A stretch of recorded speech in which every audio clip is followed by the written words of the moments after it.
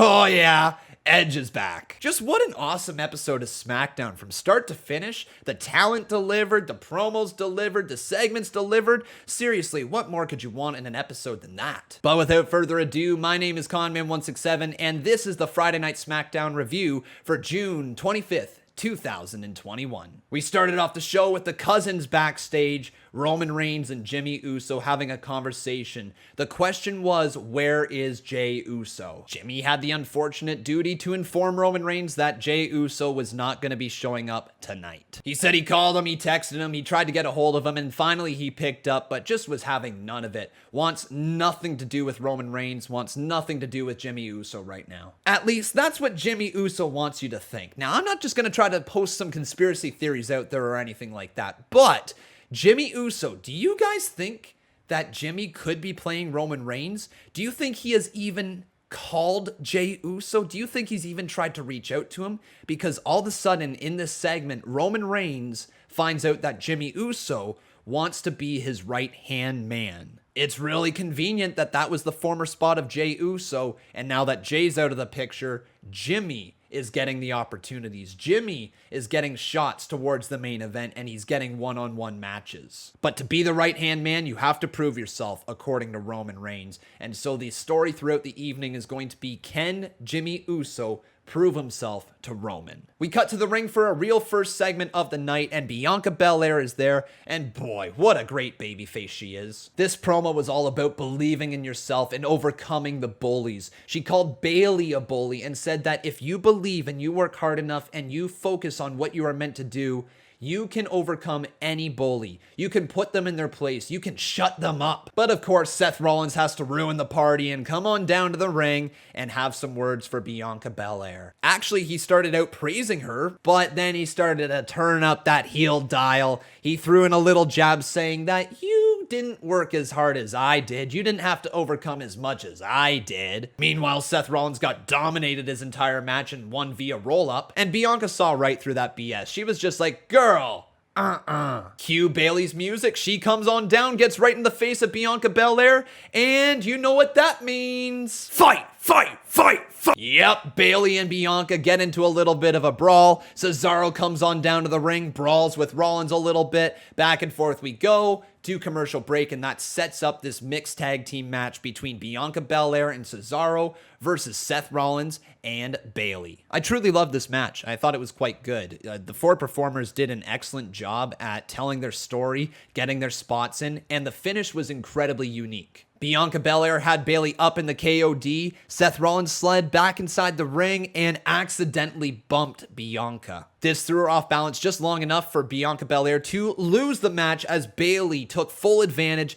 hit the rose plant, and pinned the women's champion. I think this is the right call. They're obviously looking to extend the feud of Bayley versus Bianca. They've got something there. They're obviously continuing the feud between Cesaro and Rollins. So why not? The heels go over here. The baby faces are going to get their comeback at some point. It's going to be a decent story. The one thing though to truly take out of this one is that during the matchup, Bianca Belair got sent shoulder first into a steel post, and it seems like maybe her right shoulder is a little bit injured. So whether this is a kayfabe injury or not, I'm not too sure. But Bayley seems like she is going to have an opportunity to work the shoulder of Bianca Belair in the near future. But now it's time for the king of strong style. He is Shinsuke Nakamura. Oh, Becca's gonna break up with me. But no, this was time for the coronation of King Nakamura, finally moving the crown off of King Corbin's stupid head and putting it on somebody well-deserved. And speak of the big stupid-headed guy, we got Baron Corbin backstage watching this segment, and he is slipping into a little bit of depression. Corbin is really sad that he lost his crown. I mean, I don't know why. You can just go to Burger King and get another one, but still, it's a sad day. And let's just say one more thing. Who would have thought that Rick Boogs would have been the mouthpiece for Shinsuke Nakamura? It's been a fun partnership. I like this segment, and I can't wait to see what else they do together. Now it's time for a match that we have seen a variation of 14 times this year, and that we have seen 7 times in singles matches. I am talking about Big E versus Apollo Crews. This bout was to qualify for the Money in the Bank ladder match, and these two guys, they put it all on the line, but it's nothing we haven't seen before. Big E feels a little bit lost in the water without Aleister Black, so Big E winning in the end was really good for him. But poor Apollo Crews as well, the IC champion, not getting a chance at Money in the Bank. But I know what everybody's going to be focusing on, that this match has happened a bunch of times, obviously. Even I've mentioned it here. But here's the thing I want everyone to remember. Rematches are fine if there's something on the line. And here tonight, there was a Money in the Bank qualifying match on the line, so why not? Put them up against each other. They've been having a feud, and Big E goes over in the end, so it was alright. After the match, we cut backstage, and Sami Zayn is losing his mind. And I mean, rightfully so. The dude beat Kevin Owens at Hell in a Cell, and he finds out he now has to face Kevin Owens again next week to qualify for Money in the Bank. And add on the fact that it's going to be a last man standing match as well. Sami Zayn's getting screwed. And you want to know how I know Sami Zayn is getting screwed? Because fast forward to the next segment, and Carmella gets put in Money in the Bank without having to qualify. She didn't even have a match at Hell in a Cell. Yet Carmella's in, and Sami Zayn has to still qualify against a man he beat before. Do you see the conspiracy now? But speaking about the Carmella match, we saw Carmella versus Liv Morgan. And this thing came about after Carmella called herself the most beautiful woman in all of WWE. Liv Morgan was like, what the heck? Like, if that's all you gotta do to earn a Money in the Bank opportunity, then where's my opportunity? Sonya Deville agreed and said that if Liv Morgan is able to beat Carmella, because let's face it, Liv Morgan beat her the week before, if she was able to beat her, she would be entered into Money in the Bank. And that's exactly what we saw happen. The finish of the match was Liv Morgan reversing a Hurricanrana from Carmella into a sunset flip roll-up pinfall attempt, and she pinned her. 1, 2, 3. Liv Morgan has qualified for Money in the Bank. What do you guys think? Could she be the winner? Let me know in the comment section below. We now find out who Jimmy Uso is going to prove himself against, and that man is Dolph Ziggler. Now, before we talk about this match, let's just talk about how damn good Ziggler is. Like, seriously, this generation's Mr. Perfect. He is a surefire future Hall of Famer. The man can sell better than anybody in the WWE. He is criminally underrated, has one of the best super kicks. Like, this guy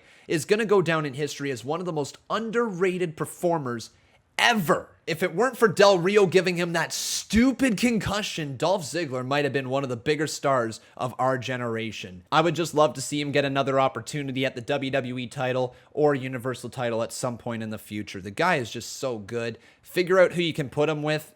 Give him a big man by his side. Recreate Diesel and Shawn Michaels with Dolph Ziggler and whoever. I want to see it, so let's see it happen. Push Dolph Ziggler to the moon. But in the end, Dolph Ziggler was a little too cocky, and that cost him because Jimmy Uso picked up the win with a super kick out of nowhere, and Dolph Ziggler falls victim to Jimmy Uso. We then see Jim walk backstage, has a little bit of a moment with Roman Reigns where Roman nods in approval, and he goes to go back out the curtain with Roman, but Paul Heyman stops him and says under his breath, "You should probably stay back here." Good job, though. You did good. I wonder how that made Jimmy feel. But cue the final boss music. Down to the ring Roman Reigns goes. Him and Paul Heyman are in there, and they've got some words for all of us. Paul Heyman reminding us everyone that Roman Reigns beat along the way, from Braun Strowman to Daniel Bryan. Man, the list went on and on and on. His list of accolades is incredible. Like, seriously, this is a historic championship reign that Roman Reigns is on. But after laying down every single person he's beat along the way,